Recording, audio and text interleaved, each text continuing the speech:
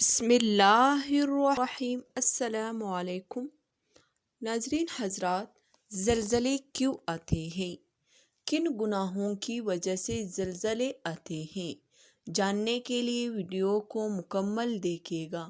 محترم بھائیوں بہنوں، حضرت عائشہ رضی اللہ تعالیٰ عنہا سے کسی نے پوچھا کہ زلزلے کیوں آتے ہیں؟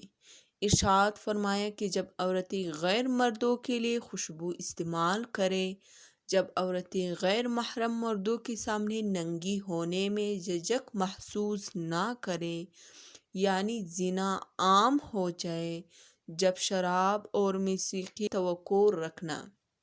سیدنا انس رضی اللہ تعالیٰ عنہ فرماتے ہیں کہ ایک آدمی نے ام المؤمنین سیدہ عائشہ رضی اللہ تعالیٰ عنہا سے عرض کی کہ ہمیں زلزلے کے متعلق حدیث بیان فرمائے، لیکن سیدہ نے اپنا چہرہ اس سے پھیر لیا۔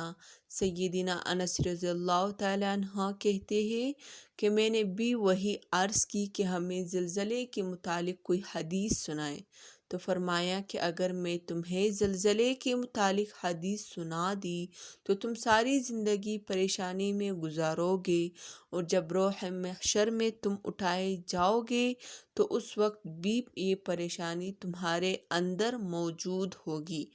میں نے پھر عرض کی کہ آپ وہ حدیث ہمیں سنائیں۔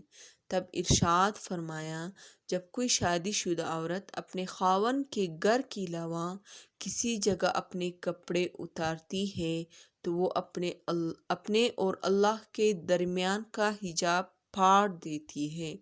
جب عورت غیر مردوں کے لیے خوشبو استعمال کرے تو اس کے لیے جہنم کی آگ اور شرمندگی ہوگی۔ پھر آگے مکمل حدیث بیان فرمائی۔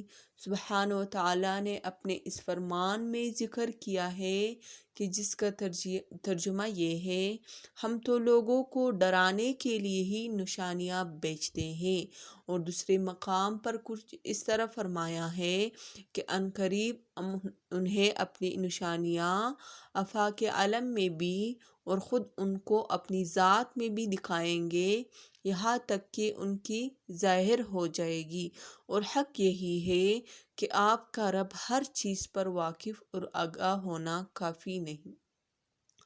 ایک اور جگہ کچھ اس طرح ارشاد فرمایا ہے کہ کہہ دیجئے کہ وہ اللہ اس پر بھی قادر ہے کہ تم پر کوئی عذاب تمہارے اوپر سے بھیج دے، یا کہ تم کو گروا گروا کر کے سب کو بڑھا دے، تمہارے ایک کو دوسرے کی لڑائی چکھا دے۔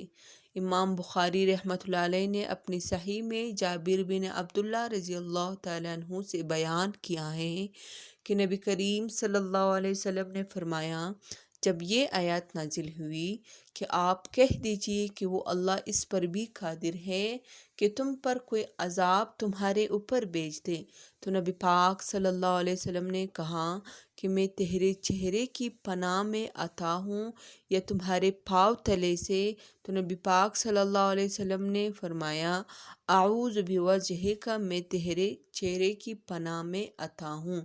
رسول اللہ صلی اللہ علیہ وسلم نے فرمایا کہ لوگوں پر ایک زمانہ ایسا آئے گا کہ دین پر قائم رہنے والے کی حالت میں اس شخص کی طرح ہوگی جس نے انگارے کو اپنی مٹھی میں پکڑ رکھا ہو۔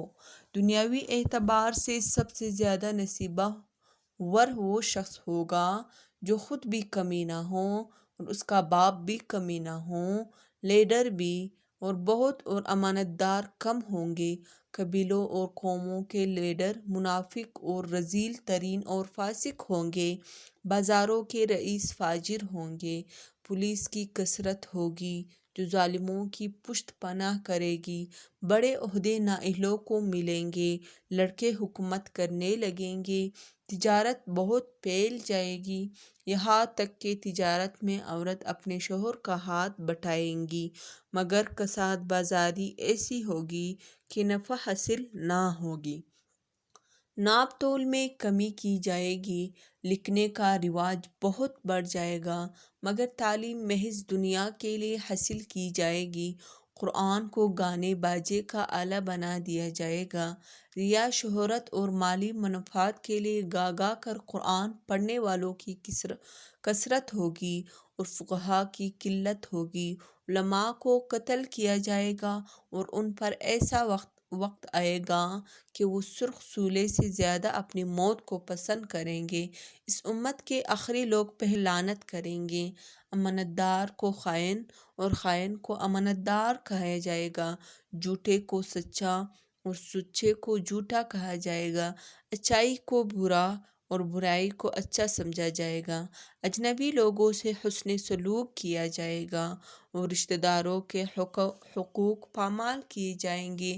بیوی کے اطاعت اور ماں باپ کی نافرمانی ہوگی۔ مسجدوں میں شور اور شغل اور دنیا کی باتیں ہوں گے۔ سلام صرف جان پہچان کے لوگوں کو کیا جائے گا، حالانکہ دوسری احادیث میں ہے کہ سلام ہر مسلمان کو کرنا چاہیے، خواہ اس سے جان پہچان ہو یا نہ ہو۔ طلاقوں کی کثرت ہوگی۔ نیک لوگ چگتے پھریں گے اور کمینے لوگوں کا دور دورہ ہوگا۔ لوگ فخر اور ریا کے طور پر اونچی اونچی عمارتیں بنانے میں ایک دوسرے کا مقابلہ کریں گے۔ شراب کا نام نبی، سود کا نام بے اور رشوت کا نام ہدیہ رکھ کر انہیں حلال سمجھا جائے گا۔ سود، جوا، گانے باجے کے آلات، شراب خوری اور زنا کی کثرت ہوگی۔ بے حیائی اور حرامی اولاد کی کثرت ہوگی۔ دعوت میں کھانے پینے کی پیش کریں گے۔ ناگہانی اور اچانک اموات کی کثرت ہوگی۔ لوگ موٹی موٹی گدیوں پر سوار کر کے مسجدوں کے دروازوں تک آئیں گے۔ ان کی عورتیں کپڑے پہنتی ہوں گی مگر لباس باریک اور چست ہونے کے باعث وہ ننگی ہوں گی۔ ان کے سر بختونی اونٹ کی کوہان کی طرح ہوں گے، لچک لچک کر چلیں گی اور لوگوں کو اپنی طرف مائل کریں گی۔ یہ لوگ نہ جنت میں داخل ہوں گے نہ اس کی خوشبو پائیں گے۔ مومن آدمی ان کے نزدیک باندی سے بھی زیادہ رذیل ہوگا۔ مومن ان برائیوں کو دیکھے گا مگر انہیں روک نہ سکے گا، جس کے باعث اس کا دل اندر ہی اندر گلتا رہے گا۔ اللہ ہم سب کو نمازی بنائے اور ہمارا خاتمہ ایمان پر فرمائے۔ اللہ پاک ہمیں سب کام کرنے سے بچائے ان گناہوں کے سبب جو کہ آتے ہیں۔ اللہ پاک کا عذاب نازل ہوتا ہے، تو ناظرین حضرات ان سب گناہوں سے بچا جائے اور کمنٹ باکس میں اللہ جل جلالہ کے 99 ناموں میں سے ایک نام ضرور ٹائپ کریں۔ جزاکم اللہ خیرا، احسن جزاء فی الدارین۔